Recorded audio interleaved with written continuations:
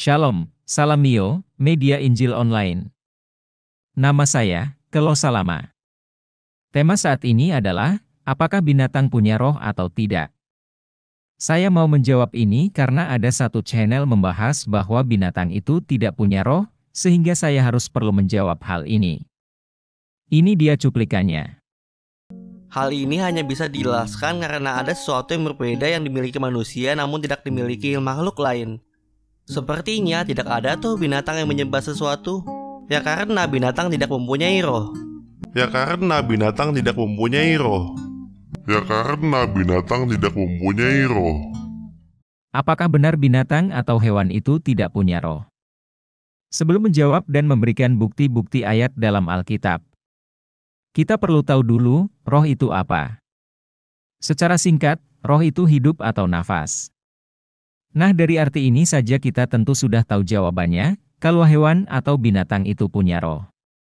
Kalau binatang atau hewan tidak punya roh, lalu dia hidup bagaimana? Karena nafas itu adalah roh, dan hewan juga bernafas, itu artinya hewan atau binatang juga itu punya roh. Nah, mari kita lihat apa kata Alkitab soal binatang itu punya roh atau tidak. Mari kita baca kitab Pengkhotbah pasal 3 ayat 21.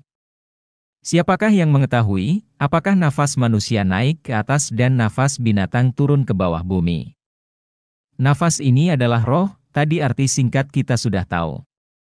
Coba lihat terjemahan Fai dari Pengkhotbah pasal 3 ayat 21. Karena siapakah yang dapat membuktikan bahwa roh manusia pergi ke atas dan roh binatang pergi ke bawah kepada debu? Berarti binatang juga punya roh. Nah, coba kita baca juga dalam kitab Mazmur pasal 104 ayat 25 dan ayat 29 sampai ayat 30. Lihatlah laut itu, besar dan luas wilayahnya, di situ bergerak, tidak terbilang banyaknya, binatang-binatang yang kecil dan besar. Apabila engkau menyembunyikan wajahmu, mereka terkejut, apabila engkau mengambil roh mereka, mereka mati binasa dan kembali menjadi debu.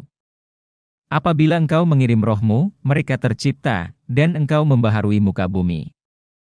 Nah, berarti sudah jelas ya, hewan atau binatang juga punya roh.